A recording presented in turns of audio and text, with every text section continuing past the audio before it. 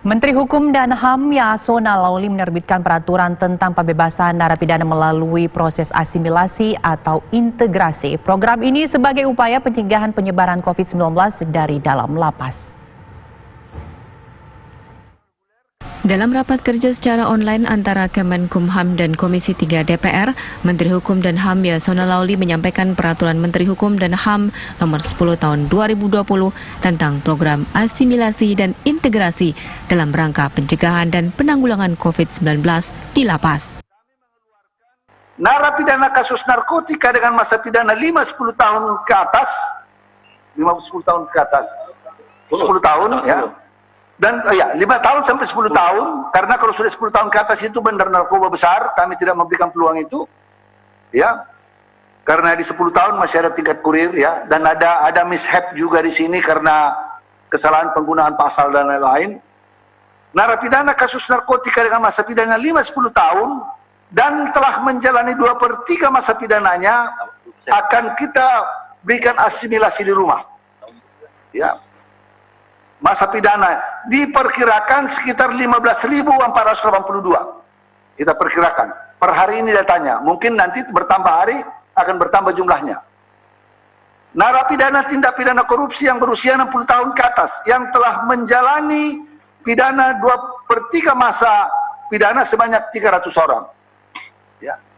Kemudian narapidana tindak pidana khusus dengan kondisi sakit kronis dan dinyatakan oleh dokter rumah sakit pemerintah yang telah menjalani 2/3 pidana sebanyak 1.457, ya, dan narapidana asing. Karena ini juga kita lakukan, tidak boleh diskriminatif, ada sebanyak 53 orang. Dan juga BNPB. Satgas Gugus Tugas COVID-19 di lapas juga memastikan narapidana yang dibebaskan tidak berstatus sebagai orang dalam pemantauan ataupun pasien dalam pengawasan. Selama menjalani program ini, narapidana akan menjalani asimilasi di rumah masing-masing dengan pemantauan petugas. Dari Jakarta, Laras Kiranasari, Satyagraha, TV One mengabarkan. Sementara itu, Lapas Kelas 1A Tanjung Gustab Medan, Sumatera Utara membebaskan 43 orang narapidana asimilasi, ditambah 5 orang yang masuk dalam pembebasan bersyarat Kamis kemarin. Sementara itu, 2.416 narapidana dari lembaga pemasyarakatan dan rumah tahanan yang berada di Provinsi Lampung akan segera dibebaskan secara bertahap. Menteri Hukum dan HAM Yasona Laoly mengeluarkan Permenkumham tentang syarat pemberian asimilasi dan hak integrasi bagi narapidana dan anak dalam rangka pencegahan dan penanggulangan penyebaran COVID-19. Berdasarkan keputusan Menteri Hukum dan HAM tersebut, Lembaga Pemasyarakatan Lapas Kelas 1A Tanjung Gustab Medan membebaskan lebih cepat 143 narapidana. Namun, pembebasan tersebut dilakukan secara bertahap. Para narapidana yang dibebaskan telah menjalani 2/3 masa hukuman.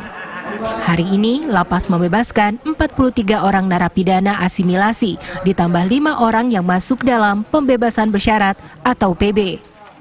Mayoritas narapidana yang dibebaskan merupakan warga binaan yang terjerat kasus pidana umum. Sebanyak 2.416 narapidana dari lembaga pemasyarakatan dan rumah tahanan yang berada di Provinsi Lampung akan segera dibebaskan. 2.416 narapidana yang akan dibebaskan itu tersebar di 16 lapas dan rutan Provinsi Lampung. Berdasarkan data Kanwil Kemenkumham, mayoritas yang dibebaskan berasal dari rutan kelas 1 Bandar Lampung, yakni sebanyak 524 orang.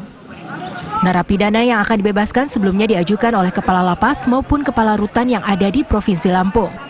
Meski dibebaskan, mereka masih dalam pengawasan Balai Pemasyarakatan atau Bapas dan Kejaksaan.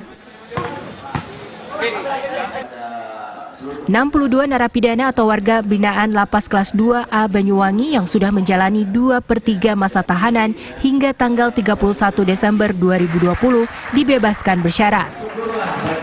Setelah menyelesaikan proses administrasi, 62 napi yang dipulangkan langsung melakukan sujud syukur di depan pintu gedung Lapas Banyuwangi. Tangis haru keluarga menyambut mereka setelah melakukan sujud syukur. Berdasarkan catatan Lapas Banyuwangi, ada sekitar 200 napi yang akan mendapatkan program asimilasi kebijakan COVID-19.